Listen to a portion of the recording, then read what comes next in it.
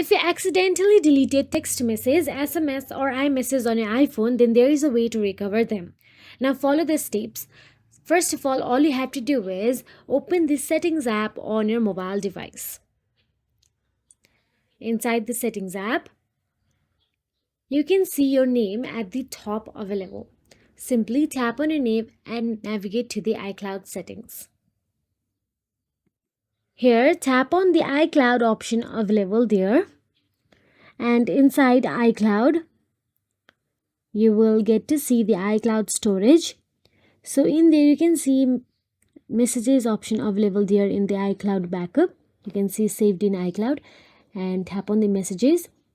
So make sure it is on option. If it is in off, then you cannot back up your or restore your SMS. Now go back and tap on the iCloud backup. Then tap on the backup now and it will back up all your deleted messages. So that is it. If you found this video helpful, please like, share and subscribe, and thank you so much for watching.